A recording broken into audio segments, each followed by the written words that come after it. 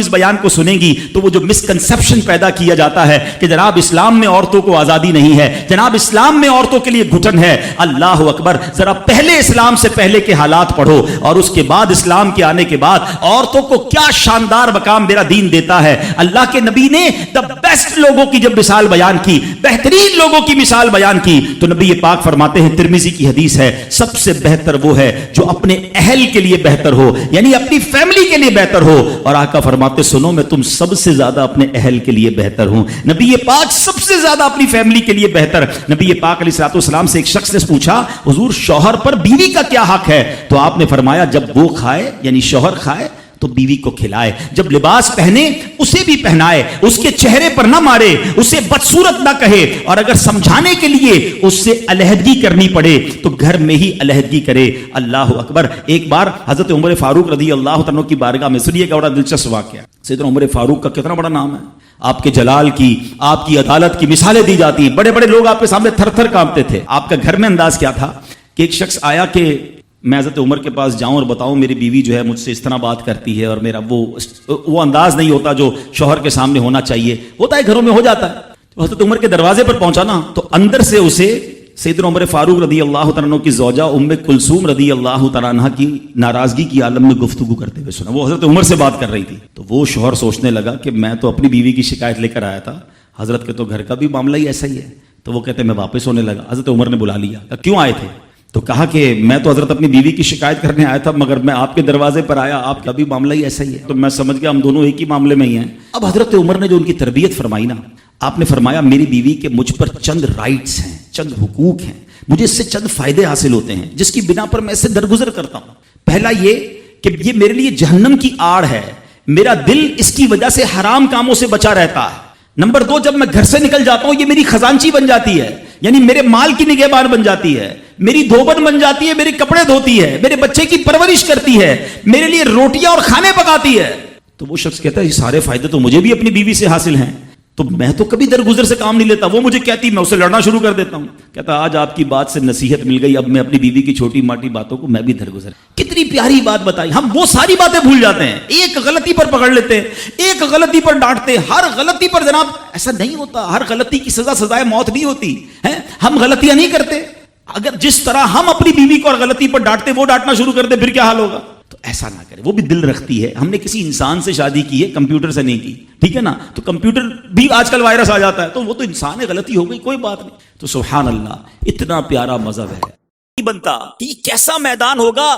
آج اللہ تبارک و تعالی مجھے اور آپ کو حج کی بار بار سعادت عطا فرمائے، عرفات کے میدان میں 25-30 لاکھ لوگ جمع ہو جائیں تو عقل حیران ہو جاتی ہے کہ کتنے لوگ ہیں، مگر محشر کے میدان میں حضرت آدم سے لے کر قیامت تک جتنے لوگ اس دنیا میں آئے سارے ہوں گے، اربوں خربوں کا مجمع ہوگا، کیسے حساب لیا جائے گا، کیسے پل صراط سے گزارا جائے گا۔ اسی میدان میں کچھ خوش نصیبوں کو اللہ کے عرش کا سایہ بھی نصیب ہوگا، کیسے خوش نصیب ہو۔ اب ذرا غور کیجئے، 1 2 3 4 نہیں، صدر الشریعہ کہتے ایک مصیبت ہو تو بیان کی جائے، ایک کے بعد ایک۔ کہیں تو میزان لگا ہوا ہوگا، آج ترازو دیکھے ہوں گے آپ نے، سامان تولے جاتے ہیں، بٹا ایک میں رکھا جاتا ہے، سامان دوسرے پلڑے میں رکھا جاتا ہے۔ قیامت کے دن نیکیاں ایک پلڑے میں رکھی جائیں گی، گناہ دوسرے پلڑے میں۔ کبھی سوچے گناہوں کا پلڑا، گناہ کرتے ہوئے خیال نہیں آتا کہ میں اس پلڑے کو بھاری روز گناہ کر کے اس پلڑے کو بھاری کر رہا ہوں، ارے کب نیکیاں کروں گا؟ کہ جب نیکیوں کے پلڑے میں نیکیوں کا وزن، اس تمام سینیریو کے اندر، ایسے منظر کے اندر ذرا غور کیجئے کہ اب کون بچائے گا، کون سنبھالے گا، کس کی شفاعت چلے گی، کون ہے جو ہماری مدد کرے گا؟ ارے سارا جہان جائے گا حضرت آدم کے پاس، مل کر لوگ جائیں گے کہ حضور آپ ابو البشر ہیں، آپ ہماری مدد کی۔ فرمائیں گے اذهبوا الی غیر، کسی اور کے پاس جاؤ، میں آج تمہاری مدد نہیں کر سکتا۔ اللہ نے آج ایسا غضب کیا کہ پہلے کبھی نہیں کیا۔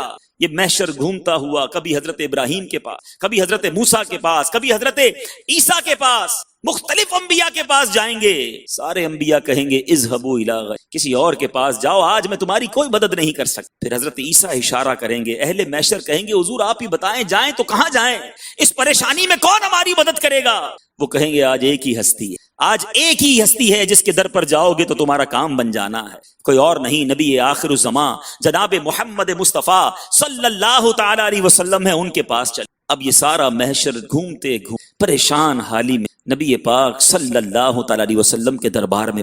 آقا نے یہ نہیں کہنا اذهبوا الی غیر، کسی اور کے پاس جاؤ. میرے آقا فرمائیں گے انا لہا انا صاحبکم، اے میرے غلاموں آ جاؤ، میں آج اس دن کے لیے ہوں. امام عشق و محبت، مجدد دین و ملت، پروانہ شمع رسالت، میرے آقا نعمت اعلی حضرت لکھتے ہیں نا، خلیل و نجی مسیح و صفی سبھی سے کہیں بھی بنی یہ بے خبری کہ خلق پھری کہاں سے کہاں تمہارے لیے. ارے میرے آقا کے لیے یہ خلق پھرتے پھرتے جب نبی پاک کے پاس پہنچیں گے تو آقا نے یہ نہیں کہنا اذهبوا الی غیری، حالانکہ اور نبی یہ کہتے آئے ہوں گے، کہیں گے اور نبی اذهبوا الی غیری. میرے حضور کے لب پر انا لہا، غلام ان کی عنایت سے چین میں ہوں گے، عدو حضور کا آفت میں مبتلا ہوگا. دکھائی جائے گی محشر میں شان محبوبی کہ آپ ہی کی خوشی آپ کا کہا ہوگا. ارے یقیناً بہت ساری مشکلیں ہیں محشر میں، واقعی بڑی پریشانیاں ہیں، اتنی پریشانیاں ہیں جو نہ کاؤنٹ کی جا سکتی ہیں، نہ گنی جا سکتی ہیں، نہ سوچی سمجھی جا سکتی ہیں. مگر ایک غلام کو یہ تسلی ہے، ایک غلام کو یہ ڈھارس ہے، ہاں ایک ہستی ہے قیامت کے دن جس کی چلنی ہے، جس نے بچانا ہے، جس نے غلاموں کو پہچان کر اپنے ساتھ جنت میں لے جانا ہے. میرے امام جبھی تو لکھتے ہیں، سنتے ہیں کہ محشر میں صرف ان کی رسائی ہے، سنتے ہیں کہ محشر میں صرف ان کی رسائی ہے، گر ان کی رسائی ہے لو جب تو بنائی ہے، اب بنائی ہے، اب کام ہو جانا ہے. تو اے میرے میٹھے اسلامی بھائیوں، اب ذرا اس حدیث کا لطف دیکھیے. یہ سارا منظر بیان کرنے کا مقصد یہ ہے کہ درود پاک نعمت کتنی بڑی ہے، انعام کتنا بڑا ہے. آقا فرماتے قیامت کے دن تم میں سے میرے سب سے زیادہ نزدیک وہ ہوگا جس نے دنیا میں مجھ پر سب سے زیادہ درود پڑھے. اے غلاموں ذرا سوچو، اگر قیامت کے دن آقا ہی کے ہم قریب پہنچ گئے، ٹھیک ہے جتنی بھی گرمی ہو، میرے آقا کا لواء الحمد بھی تو ہوگا نا، آقا کا پرچم بھی تو ہوگا نا، اس کا سایہ بھی تو ہوگا نا. ارے آقا کے پرچم تلے جمع ہو گئے تو پھر گرمی کیسے لگنی ہے، بہت پیاس لگ رہی ہوگی. مگر میرے آقا اسی میدان میں جام کوثر کے جام بھی تو تقسیم کریں گے نا، آب کوثر کے جام بھی تو تقسیم کر رہے ہوں گے. وہ کیسا شربت ہے، شربتن ہنیئتم مریئا لا نظمع بعدہ ابدا. وہ شربت جو ایک بار پی لے گا اس کو پھر کبھی پیاس نہیں لگنی. آقا کے قریب ہوں گے جبھی ملنا ہے نا. ٹھیک ہے پل صراط بڑا مشکل پل ہے، ویری ڈیفیکلٹ، کٹ کر لوگ جہنم میں گر رہے ہوں گے. مگر جو نبی پاک کے قریب ہوگا تو آقا نے تو اسے خیریت سے ہی گزار دینا ہے نا. رب سلم امتی کی صدائیں ہوں گی. میرے امام سے پوچھو، ان کا نبی پاک پر بھروسہ دیکھو. اعلی حضرت کہتے ہیں لوگ گھبرا کر گزریں گے، کوئی لرزتے ہوئے گزرے گا، کوئی ڈرتے ہوئے گزرے گا، مگر میرے رضا کا یقین دیکھو، ان کی محبت کی معراج دیکھو. اعلی حضرت فرماتے ہیں رضا پل سے اب وجد کرتے ہوئے خوشی میں گزرا جاتا ہے، ٹینشن میں نہیں. اعلی حضرت کہتے رضا پل سے اب وجد کرتے گزریے کہ ہے رب سلم صدائے محمد صلی اللہ تعالی علیہ وسلم. آقا کی صدائیں ہوں گی تو پھر ٹینشن نہیں ہونی انشاءاللہ. محشر ہے اگر محشر، کس بات کا ہم کو ڈر، محشر ہے اگر محشر، کس بات کا ہم کو ڈر. ہم جن کے ثنا خواں ہیں وہ بھی تو وہاں ہوں، جن کا درود پڑھتے رہے، جن کی ثنا خوانی کرتے رہے وہ بھی تو ہوں گے نا. پھر انہوں نے ہی بچانا ہے. ایک اور شاعر کا یقین دیکھو، لکھتے ہیں دوزخ میں میں تو کیا میرا سایہ نہ جائے گا، دوزخ میں تو کیا میرا سایہ نہ جائے گا، کیونکہ رسول پاک سے دیکھا نہ جائے گا. میں گناہگار، میرے پاس کچھ نہیں، گناہوں سے بھرا نامہ اعمال ہے. معلوم ہے کہ سیاہ کر دیا ہے نامہ اعمال. یہ بھی معلوم ہے کہ اگر میزان لگا تو گناہوں کا پلڑا ہی بھاری ہے. یہ بھی معلوم ہے کہ اگر انصاف ہوا تو پھنس جاؤں گا. ایک ہی ڈھارس ہے، ایک ہی امید ہے کہ جس آقا کا امتی ہوں وہ بڑے کریم ہے، اور انہی کا فرمان ہے کہ میری شفاعت میرے گناہگار امتیوں کے لیے ہے. بس وہی بھروسہ، وہی ڈھارس نبی پاک سے، وہی محبت دلاسا دلاتی ہے. بروز حشر میرے اس یقین کی لاج رکھ لینا یا رسول اللہ، بروز حشر میرے اس یقین کی لاج رکھ لینا، تمہارا ہوں تمہارا یا رسول اللہ. بروز حشر گر چشمے کرم مجھ پر نہ کی تو پھر میں جا کر کس کے دامن میں چھپوں گا یا رسول اللہ. بڑی امید ہے اے میرے میٹھے اسلامی بھائیو، اس محشر کے، اس پریشانی کے دن اگر چاہتے ہو کہ آقا کی رحمت، نبی پاک کی کرم نوازی ہو جائے تو قرب مصطفیٰ حاصل کر لو اور اس کا فارمولا میرے آقا نے خود ہی دے دیا ہے. پھر حدیث سناتا ہوں. اب اس حدیث کا انعام سمجھیے گا. میرے آقا فرماتے ہیں, ترمذی کی حدیث ہے, اول الناس بی یوم القیامہ اکثرہم علی صلاۃ. قیامت کے دن لوگوں میں سب سے میرے قریب وہ شخص ہوگا جو سب سے زیادہ مجھ پر درود. سوچو, یہ انعام چھوٹا نہیں ہے. ہم نے سنا نا محشر میں پل صراط, پیاس, میزان عمل. میرے رضا بتاتے ہیں آقا کیسے کام آئیں گے. دیکھو, ماں بھی بھول جائے گی, باپ بھی مدد نہیں کرے گا. کون ہے جو مدد کرے گا؟ ماں جب اکلوتے کو چھوڑے آ آ کہہ کے بلاتے. باپ جہاں بیٹے سے بھاگے لطف وہاں فرماتے. پیاس لگے گی نا, ٹھنڈا ٹھنڈا میٹھا میٹھا پیتے ہم ہیں پلاتے یہ. نامہ اعمال کھلیں گے, پلڑا بھاری ہوگا یا ہلکا. سنو, اپنے کرم سے ہم ہلکوں کا پلہ بھاری بناتے. یہ پل صراط سے گزرنا ہے نا, سلم سلم کی ڈھارس سے پل سے پار چلاتے یہ ہیں. ارے کتنی خوشخبریاں دوں. اعلیٰ حضرت فرماتے ہیں, کہہ دو رضا سے خوش ہو خوش رہ, مجدہ رضا کا سناتے یہ ہیں. تو دامن تھام لو, نبی پاک پر درود اپنی زندگی کا معمول بنا لو. اے فضول باتیں کرنے والو, اے سوشل میڈیا پر گھنٹوں وقت ضائع کرنے والو, اے بری باتیں کرنے والو, اے برے دوستوں کے ساتھ بیٹھ کر اپنا وقت ضائع کرنے والو, ہنسی مذاق اور فضول گفتگو میں اپنی زندگی کے حسین لمحات ضائع کرنے والو. نہیں نہیں, یہ زبان اس لیے نہیں دی ہمیں جس سے وقت ضائع کیا ہے. اللہ کا ذکر کرو, نبی پاک علیہ الصلوۃ والسلام پر کثرت سے درود پاک پڑھو. اور یہ زبان اگر ذکر و درود میں تر رہی, پھر دیکھنا محشر کے دن کتنی برکتیں ملنی ہیں, کتنے انعامات ملنے ہیں. پنجابی شاعر نے بڑی پیاری بات ہمیں بتائی ہے کہ دل کیوں دیا رب نے, یہ دل بنایا کیوں, یہ آنکھیں بنائی کیوں, یہ زبان بنائی کیوں, یہ فضول کاموں کے لیے نہیں, یہ برے کاموں کے لیے نہیں. وہ شاعر لکھتے ہیں, دل یاد لئی بنایا ہے تعریف لئی زبان, دل یاد لئی بنایا ہے تعریف لئی زبان.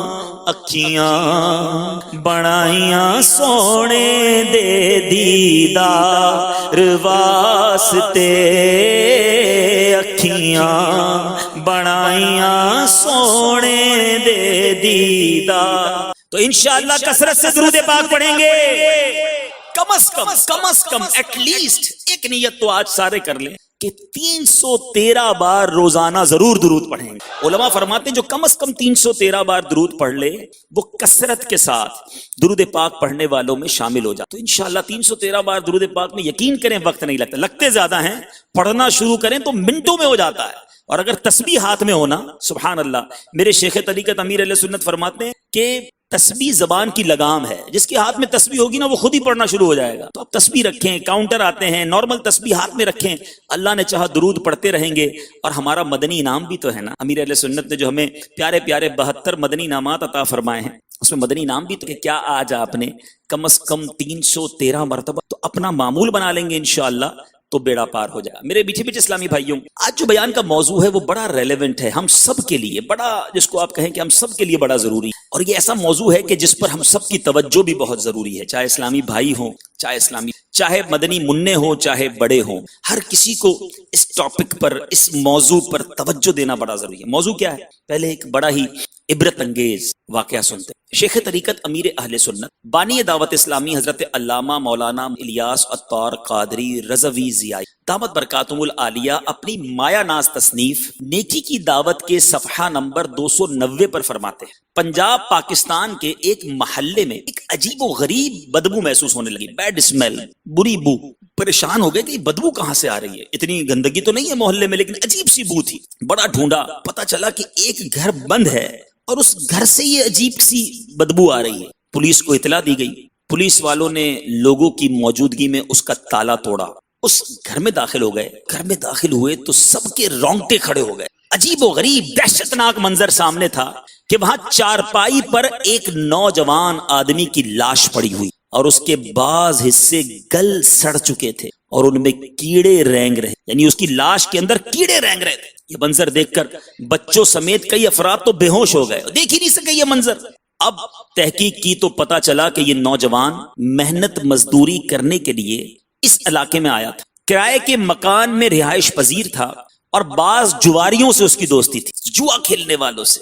ایک دن یہ نوجوان اپنے دوستوں سے جوئے میں بہت ساری رقم جیت گئے۔ اب ہارے ہوئے جواری نے اب دیکھا کہ اتنے سارے پیسے جیت گیا ہے، تو اپنی رقم اس سے واپس لینے کے لیے، اس کو رقم لوٹنے کے لیے اس کے گلے میں پھندا ڈالا، پھندے کو کسا، بجلی کے کرنٹ لگائے اور آخر کار اپنے اس دوست کو قتل، موت کے گھاٹ اتار دیا، اور اس کی لاش کو ایسے ہی گھر میں چھوڑ کر باہر تالا لگا کر فرار ہو گئے، اور پھر اس کی لاش گل سڑ گئی۔ سوچئے میرے میٹھے اسلامی، کیسا دہشت ناک واقعہ۔ اللہ مجھے اور آپ کو بری موت سے بچائے، ایمان والی، عافیت والی۔ اے کاش روزے کے عالم میں، مدینہ منورہ میں دیدار مصطفیٰ صلی اللہ تعالی علیہ وسلم کرتے ہوئے جمعے کے روز شہادت کی موت عطا فرمائے، جنت البقیع میں مدفن عطا فرمائے۔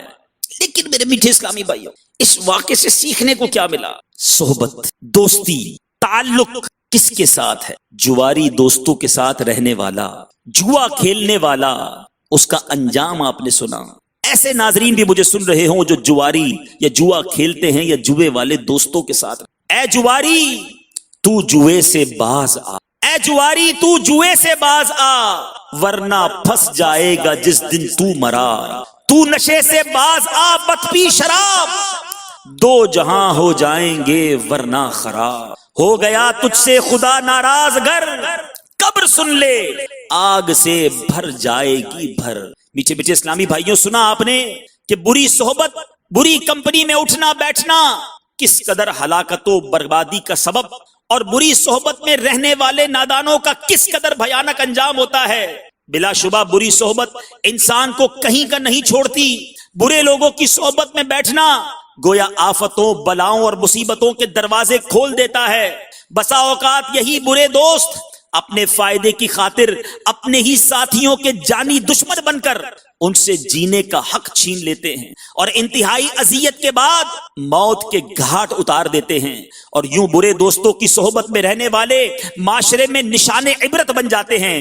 ابھی ہم نے جواریوں کی صحبت میں رہنے والے شخص کی عبرتناک موت کی حکایت سنی۔ میٹھے میٹھے اسلامی بھائیوں، مدنی چینل کے ناظرین، ہمیں بھی چاہیے کہ برے دوستوں اور بالخصوص جواریوں کی صحبت بد سے دور رہیں، کہ جوئے کی آفت میں مبتلا افراد اپنی محنت سے کمائی ہوئی ساری جمع پونجی لٹا کر کثیر نقصان کا سامنا کرتے ہیں، جیسا کہ تفسیر صراط الجنان جلد 3 صفحہ نمبر 12 پر ہے کہ جوئے کی وجہ سے جوئے بازوں میں بغض اور عداوت اور دشمنی پیدا ہو جاتی ہے، اور بسا اوقات قتل و غارت گری تک نوبت پہنچ جاتی ہے۔ دوسرا نقصان یہ ہے کہ جوئے بازی کی وجہ سے مالدار انسان لمحوں میں غربت و افلاس کا شکار ہو جاتا ہے۔ خوشحال گھر بدحالی کا نظارہ پیش کرنے لگتے ہیں، اچھا خاصا آدمی کھانے پینے کا محتاج ہو کر رہ جاتا ہے، معاشرے میں اس کا بنا ہوا وقار ختم ہو جاتا ہے، اور سماج میں اس کی کوئی قدر و قیمت اور عزت باقی نہیں رہتی۔ نمبر 3، جوئے باز نفع کے لالچ میں بکثرت قرض لینے اور کبھی کبھی سودی قرض لینے پر بھی مجبور ہو جاتا ہے، کیونکہ اب عزت پر بات آ جاتی ہے، پیسے ہار گیا، دینے کے لیے نہیں ہیں۔ وہ لوگ جب جان کے در پہ ہوتے ہیں اب سودی قرضہ لیتا ہے، اور جب وہ قرض ادا نہیں کر پاتا پھر اسے اور قرض نہیں ملتا تو وہ ڈاکہ زنی اور چوری میں مبتلا ہو جاتا ہے، حتیٰ کہ جوئے باز چاروں جانب سے ایسی مصیبتوں میں گھر جاتا ہے کہ بالآخر وہ خودکشی پر مجبور ہو جاتا۔ سوچئے میرے میٹھے اسلامی، یہ ایسی بری آفت ہے۔ خدا را اگر میرا کوئی بھائی مجھے سن رہا ہے جو اس آفت میں گرفتار ہے، بندہ کہتا ہے یار تھوڑی دیر کے لیے کھیل لوں گا، تھوڑے پیسے کما لوں، بس آخری داؤ لگا لوں، اور آخر کار سب کچھ چلا جاتا ہے۔ یہ حرام جہنم میں لے جانے والا کام ہے۔ آئیے میں نبی پاک علیہ الصلوۃ والسلام کے کچھ فرامین سناتا ہوں۔ نبی پاک فرماتے ہیں جس نے نرد شیر، یہ جوئے کا ایک قسم کا کھیل ہے، وہ کھیل کھیلا تو گویا اس نے اپنا ہاتھ خنزیر کے گوشت اور خون میں ڈبو دیا۔ میرے آقا ایک اور جگہ ارشاد ہے جو شخص نرد کھیلتا ہے، یہ جوئے کس کا ایک کھیل ہے، پھر نماز پڑھنے اٹھتا ہے، اس کی مثال اس شخص کی طرح ہے جو پیپ اور سور کے خون سے وضو کر کے نماز پڑھنے کھڑا ہو۔ سوچئے اس کی عبادتوں کا کیا حال ہوگا۔ ایک اور جگہ میرے بیچ اسلامی بھائیوں یاد رکھیے، ہم نے ایک بات سنی، بڑی بچپن سے سنتے آ رہے ہیں، خربوزے کو دیکھ کر خربوزہ رنگ، خربوزہ جیسا ہو اس کے برابر والا بھی ویسا ہی ہو جاتا ہے۔ صحبت ہی انسان کو اچھا بناتی ہے، صحبت ہی انسان کو کیونکہ الصحبۃ مؤثرہ، صحبت اپنا اثر رکھتی ہے۔ اے میرے میٹھے اسلامی بھائیوں، اگر کوئی اچھوں کے ساتھ بیٹھنے لگے، اچھا ہونے، نمازیوں کے ساتھ بیٹھنے والا تھوڑے دنوں میں ہمیں نماز پڑھتا ہوا نظر آتا ہے، لیکن جواریوں، شرابیوں، برائیوں کے اڈوں پر جانے والا، لوگ کہتے ہیں یار میں نہیں کھیلتا، میں جوا نہیں کھیلتا، بس دوست کھیلتے ہیں ایسے بیٹھتا ہوں، کمپنی دیتا ہوں، میں شراب نہیں پیتا، لیکن بس دوستوں کی عادت ہے، کوئی سگریٹ میں ملا کر کچھ پی رہا ہوتا ہے، کوئی شراب پی رہا ہوتا ہے، میں صرف ایسے ہی بیٹھتا ہوں، میں چائے پیتا ہوں۔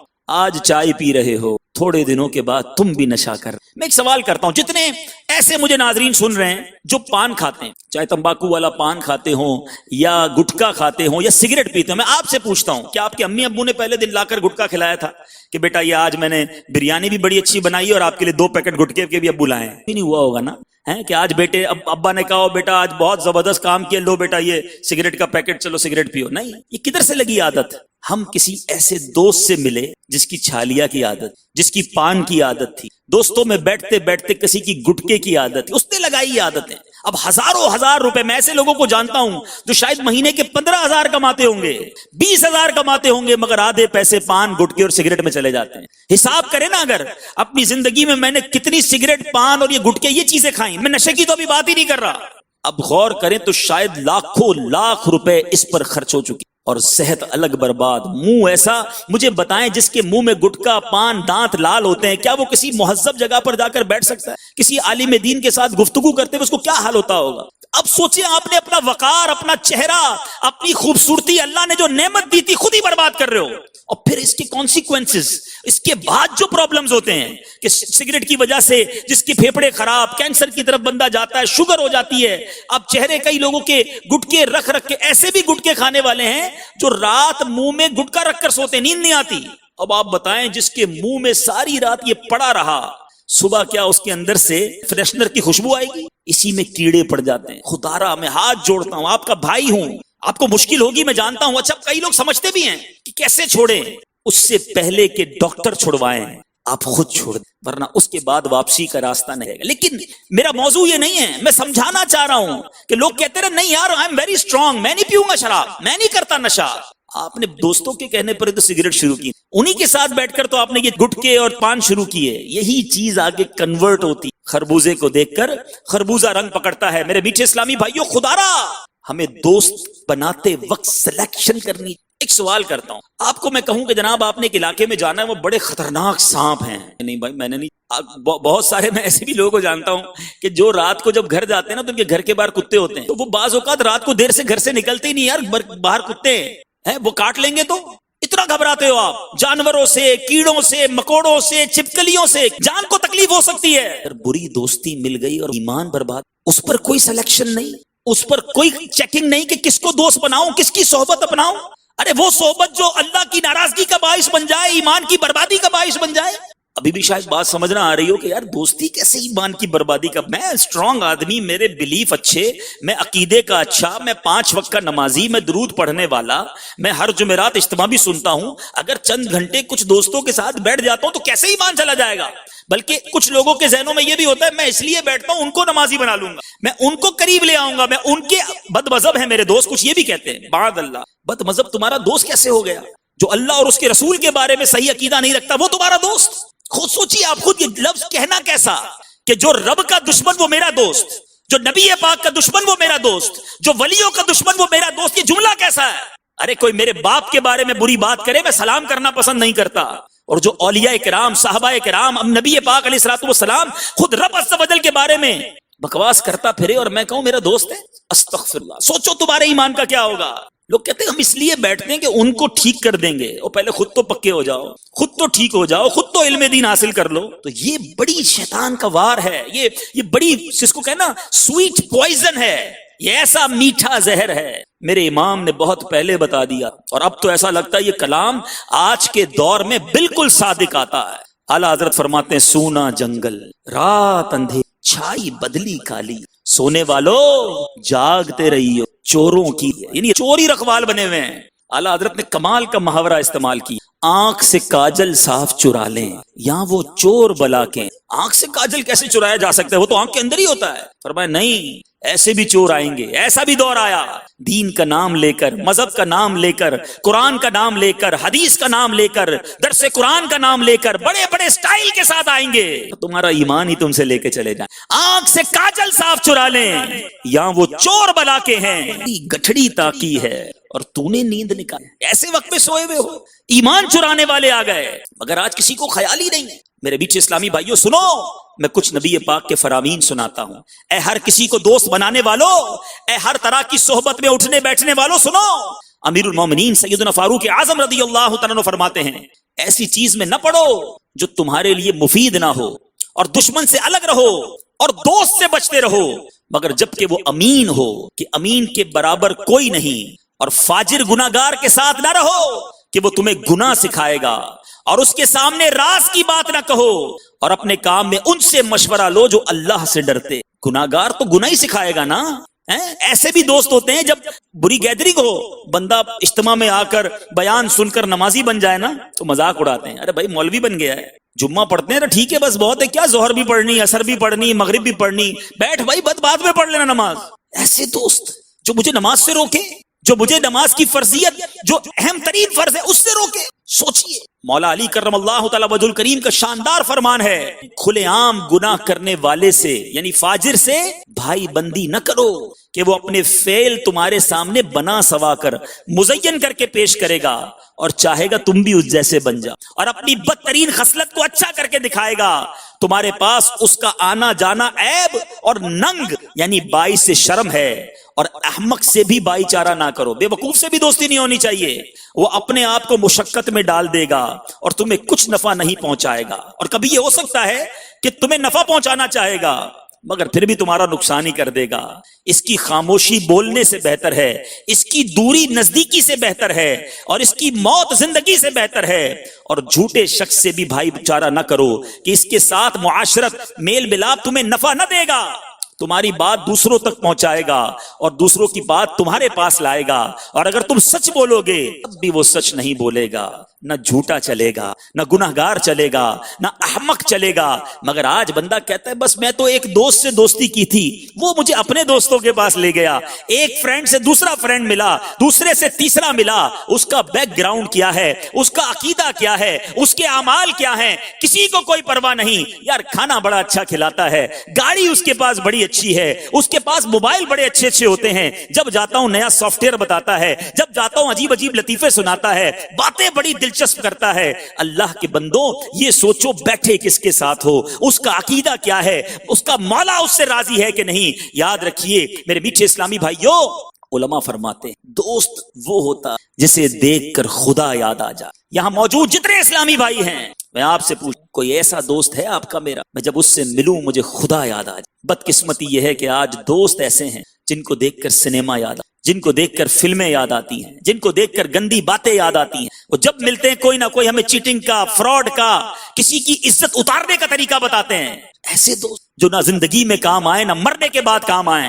آؤ میں نبی پاک علیہ الصلوۃ والسلام کے فرامین سناتا ہوں، میرے آقا کیا فرماتے ہیں کیسے دوست ہونے چاہیے. ارے اللہ کی قسم ذرا سوچو ہمارا مذہب کتنا کمپلیٹ ہے کہ جو ہمیں ہر زندگی کے کونے کے بارے میں، زندگی کے ہر معاملے کے بارے میں رہنمائی کرتا ہے. ہمارا اسلام ہمیں یہ بھی بتاتا ہے کہ دوست کیسے ہونے چاہیے، تمہاری صحبت کیسی ہونی چاہیے، تمہاری گیدرنگ کیسی ہونی چاہیے. نبی پاک فرماتے ہیں برے ساتھی سے بچو کیونکہ وہ جہنم کا ایک ٹکڑا ہے. برا ساتھی کیا ہے؟ جہنم کا ایک ٹکڑا ہے. اس کی محبت تمہیں فائدہ نہیں پہنچائے گی اور وہ تم سے اپنا وعدہ پورا نہیں کرے. نبی پاک علیہ الصلوۃ والسلام فرماتے ہیں برے ہم نشین سے بچو کہ تم اسی کے ساتھ پہچانے جاؤ گے. لوگ کہتے ہیں وہی نا، ہاں وہ جو شرابی کے ساتھ ہوتا ہے، اچھا وہی والے بھائی، ہاں میں نے دیکھا ہے وہ فلاں جواری کے اڈے پہ بیٹھتا ہے. سوچو تمہاری پہچان کیا بن رہی ہے. آپ دنیا میں بھی دیکھیں نا، جب بندے کو شادی کرنی ہوتی ہے، کسی سے بچے کی شادی کرنی، تو کیا دیکھتا ہے دوست کون ہے، گیدرنگ کدھر ہے. سوچیے ہم کون سی گیدرنگ اپنا رہے ہیں. رشتے کے لیے دیکھتے ہو، ابھی یہ دیکھا کہ اللہ کی بارگاہ میں میرا کیا نام ہو رہا ہوگا، میں کس کے ساتھ بیٹھ رہا ہوں. نبی پاک فرماتے ہیں صبح اس حال میں کرو. سنو صحبت کیسی ہونی چاہیے، میرے آقا بتا رہے ہیں. تم عالم ہو یا متعلم، یعنی یا تو عالم ہو یا طالب علم ہو، یا عالم کی باتیں سننے والے ہو، یا عالم سے محبت کرنے والے ہو. 4 قسمیں بتائیں. یا تو خود عالم بن جاؤ، طالب علم بن جاؤ, عالم کی باتیں سننے والے بن جاؤ, یا ایٹ لیسٹ عالم سے محبت کرنے والے بن جاؤ, پانچویں نہ ہونا ورنہ ہلاک ہو جاؤ گے. یہ ہے صحبتیں. سبحان اللہ سبحان اللہ. اور اب خوبصورت حدیث میرے آقا نے کتنی پیاری اگزامپل کے ذریعے ہمیں سمجھایا. نبی پاک فرماتے ہیں, اور یہ بخاری شریف کی حدیث ہے, اچھے اور برے ہم نشین یعنی اچھے اور برے دوست کو مثال کے ذریعے, ایگزامپل کے ذریعے میرے آقا نے سمجھایا کہ اچھے اور برے کی مثال کیسے ہے کہ مشک اٹھانے والے اور بھٹی سلگانے والے کی سی ہے. مشک والا تمہیں مشک ویسے ہی دے دے گا کہ تم اس سے خریدو گے, اور اگر کچھ نہ صحیح تو خوشبو تو آئے گی نا. اور فرمایا بھٹی دھونکنے والا لوہار یا تو تمہارے کپڑے جلا دے گا یا تم اس سے بدبو پاؤ گے. سمجھ آئی بات؟ پنجابی شاعر نے گویا اس حدیث کا ہی ترجمہ کیا. وہ فرماتے ہیں بھلے بندے دی صحبت یاروں جویں دکان ہے. اچھے بندے کی صحبت ایسی ہے جیسے عطر والے کی دکان. ہمارے فیضان مدینہ کے باہر بھی دکانیں, ویسے بھی ہم کسی عطر والے کی دکان پہ جائیں, پرفیوم شاپ پر جائیں, کیا فائدہ ہوتا ہے؟ یا تو وہ سیمپل دیتا ہے, ہمیں تھوڑا سا چیک کرواتا ہے, خوشبو آئی فائدہ ہوا. اچھا اس نے چیک بھی نہ کروایا, پھر بھی اس کی دکان میں گئے تو خوشبو تو آئی نا. تو کچھ بھی نہ لیں, پیسے خرچ نہ کریں, فائدہ پھر بھی ملتا ہے, خوشبو مل جاتی ہے. یہ اچھی صحبت ہے. حدیث پاک میں نے آپ کو سنائی ہے. اور برے بندے دی صحبت یاروں جویں دکان لوہاراں. لوہار کی دکان پر جائیں, دھواں اٹھ رہا ہوتا ہے, بدبو اٹھ رہی ہوتی ہے, چنگاریاں اڑ رہی ہوتی ہیں. کتنے بھی کپڑے بچا لیں, گھر آ کے چیک کرو گے ایک آدھی چنگاری نے کپڑے میں سراغ کر ہی دیا ہوگا. برے بندے دی صحبت یاروں جویں دکان لوہاراں, کپڑے پاویں کنج کنج پئیے, چنگا پین ہزاراں. اب طے کر لی اچھی صحبت اختیار کرنی ہے یا بری صحبت اختیار کرنی ہے. میرے میٹھے اور محترم اسلامی بھائیوں, میرات المناجی میں ہے کہ سانپ کی صحبت جان لے لیتی ہے, برے یار کی صحبت ایمان برباد کر دے. سوچئے, سانپ کے قریب نہیں جاتے, برے یار بہت سارے بنائے ہیں, ارے وہ تو جان لے گی نا, یہ ایمان لے لے گی. اے کاش مجھے اور آپ کو اپنے ایمان کی فکر ہو. میٹھے میٹھے اسلامی بھائیوں اور مدنی چینل کے ناظرین, نبی پاک علیہ الصلوۃ والسلام فرماتے ہیں آدمی اپنے دوست کے دین پر ہوتا ہے, اسے یہ دیکھنا چاہیے کہ کس سے دوستی کرتا ہے. اب سوچئے, دوست کے دین پر ہوتا ہے. اے بد مذہبوں کے ساتھ اٹھنے بیٹھنے والوں, اے بد مذہبوں سے دوستیاں کرنے والوں, اے ان کے سلسلوں کو, ان کے پروگرامز دیکھنے والوں, ان کے سوشل میڈیا پر کلپ دیکھنے والوں, دوسروں کو فارورڈ کرنے والوں. لوگ کہتے ہیں میں سنتا سب کی ہوں, اب میرے عقیدے پہ کوئی اثر نہیں پڑتا.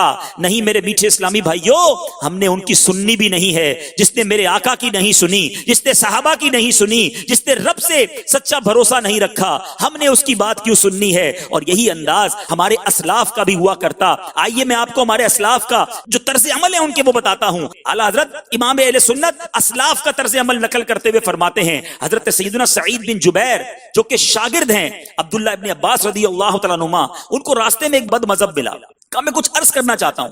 آپ نے فرمایا میں سننا نہیں چاہتا. عرض کیا بس ایک کلمہ سن لے میرا.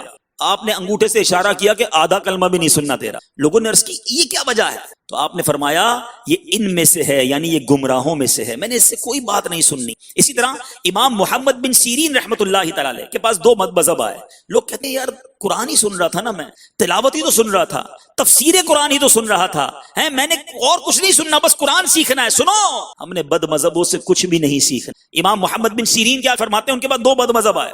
عرض کی کچھ آیات کلام اللہ ہم آپ کو سنائیں, صرف آیات قرآنی. فرمایا میں سننا نہیں چاہتا. عرض کی کچھ ہم آپ کو احادیث سنائیں.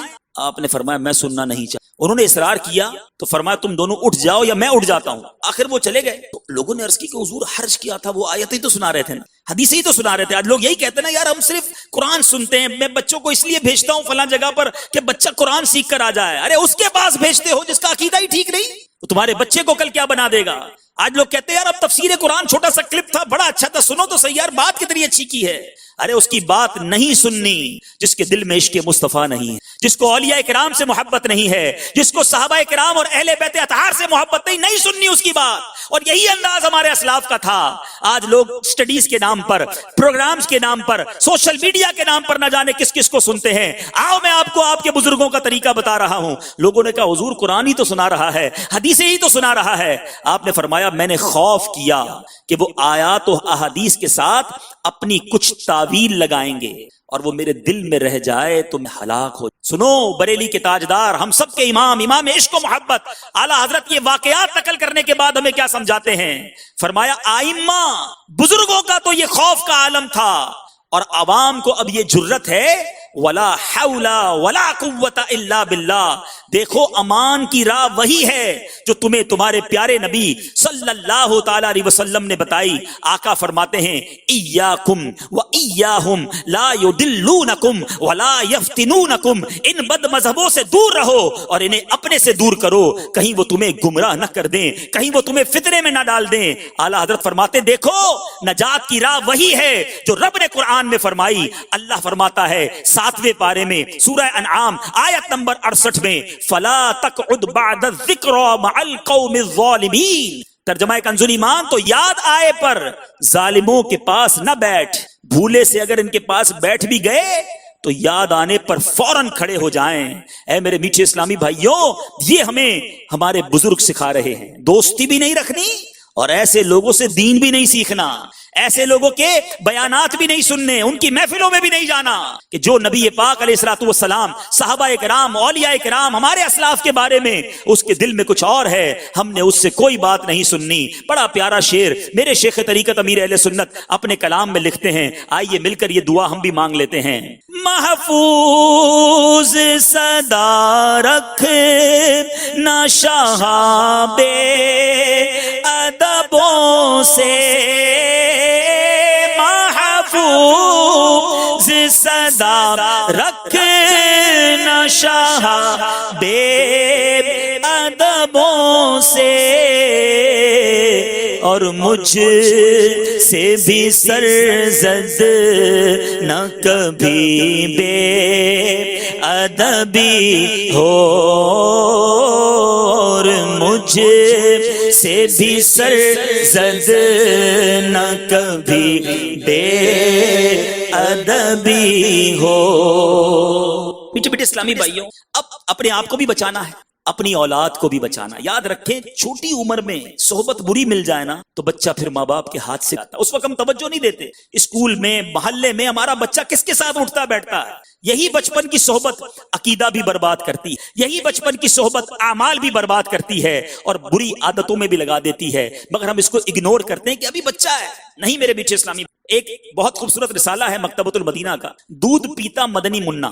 اس کے اندر ایک بڑی خوبصورت حکایت ہے اور یہ بہت سارے والدین کو کام آئے. ایک صاحب اپنے بچے کو کہتے بیٹا میں نے دیکھا ہے تمہارے دوست کچھ ٹھیک مت بیٹھنا ورنہ یہ تمہیں برا بنا دیں گے. تو بیٹا کہتا ابو جان فکر نہ کریں, دوست اگر برے بھی ہیں تو میں ان جیسا نہیں بنوں گا. تو والد نے کس طرح سمجھایا, ایک دن بہت سارے آلو بخارے لے کر گھر آیا اور اس میں ایک آلو بخارا سڑا ہوا تھا. گھر والوں نے کھایا مگر وہ سڑا ہوا کسی نے نہیں کھایا. تو ایک ہی پیالے میں وہ سارے آلو بخارے رکھے اور وہ سڑا ہوا بھی اوپر رکھ. تو بیٹا کہتا ہے ابو جان یہ جو گلا سڑا ہے نا آلو بخارا, اس کو نکال دیجیے. والد نے کہا نہیں اسی میں رہنے. دوسرا دن ہوا تو اب جو گلا سڑا آلو بخارا تھا نا اس کے قریب جتنے بھی آلو بخارے تھے وہ بھی خراب ہو گئے. بیٹا کہتا ہے ابو میں نے آپ کو کل کہا تھا نا, دیکھیں یہ ایک گندا تھا تو اس نے اس کو گندا کر. کب بیٹا یہی تو سمجھانا چاہتے کہ گلے سڑے کے برابر میں آلو بخارے رہے تو وہ بھی میرا بیٹا سے دوستی نہ رکھنا ورنہ تم پر بھی اثر ہو. تو اے کاش آج میں بھی سمجھ, آپ بھی سمجھ جائیں, دوستی اچھی ہونی چاہیے. میں نے نسائی شریف میں ایک حدیث پڑھی, سبحان اللہ سبحان اللہ, ایمان تازہ ہو گیا. اس حدیث کا خلاصہ بیان کر.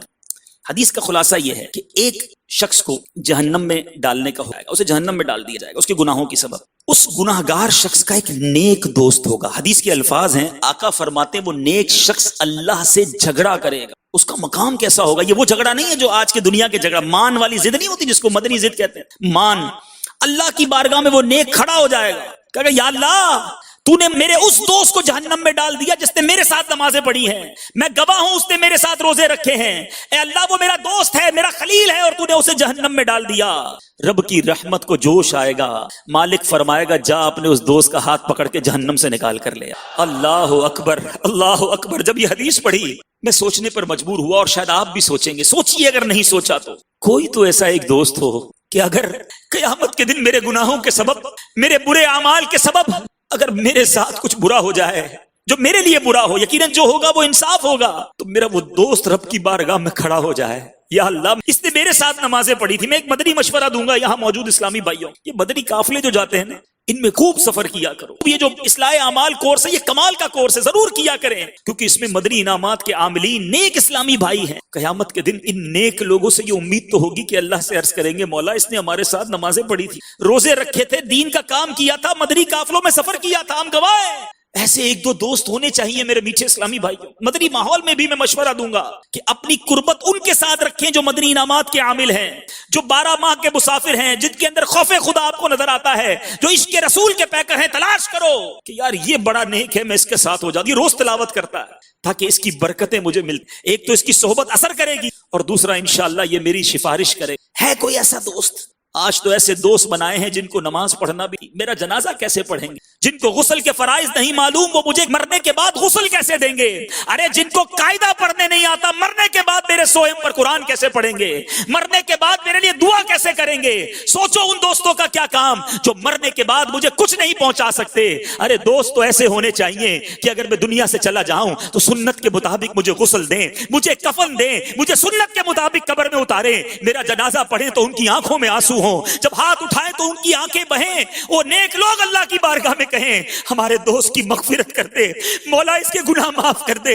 جب نماز پڑھیں ہمیں یاد رکھیں، جب نیکی کا کام کریں ہمیں یاد رکھیں، جب قرآن کھولیں تو ہمیں ثواب پہنچائیں، جب کسی مزار پہ جائیں یاد کر کے ہمارے لیے دعا کریں۔ ہیں ایسے دوست یا ایسے دوست ہیں جو مرنے کے بعد بھی سنیما جاتے رہیں گے، جو برائیوں کے اڈوں پر جاتے رہیں گے؟ اے میرے میٹھے اسلامی بھائیوں، چوائس آپ نے کرنا ہے، فیصلہ آپ نے کرنا ہے کہ کیسے دوست رکھنے ہیں، کیسی صحبت رکھنی ہے۔ ہو سکتا ہے ناظرین اور یہاں موجود اسلامی بھائی سوچ رہے ہوں کہ بات تو ٹھیک ہو رہی ہے، دوست تو اچھے ہونے چاہیے، مگر اس دور میں کہاں سے ڈھونڈوں دوست؟ میٹھے اسلامی بھائیوں، دوست موجود ہیں، ماحول موجود ہیں، اسٹیپ فارورڈ آپ نے کرنا ہوگا، ہمت آپ نے کرنی ہوگی۔ شروع میں دل نہیں لگے گا، بیمار کو شروع میں کھانا اچھا نہیں لگتا، دوائی اچھی نہیں لگتی، منہ کڑوا ہوتا ہے۔ ان دوستوں کو چھوڑ کر آئیے میں آپ کو دعوت دیتا ہوں، دعوت اسلامی کا مدنی ماحول اپنا لیجئے۔ یہ وہ دوست ہیں جو دنیا میں بھی کام آئیں گے، یہ مرنے کے بعد بھی کام آتے ہیں، یہ اپنے اسلامی بھائیوں کو نہیں بھولتے، یہ جنازے میں بھی شرکت کرتے ہیں، یہ سویم میں بھی شرکت کرتے ہیں۔ ارے بیمار ہو جاؤ تو بیمار پرسی کے لیے بھی آتے ہیں،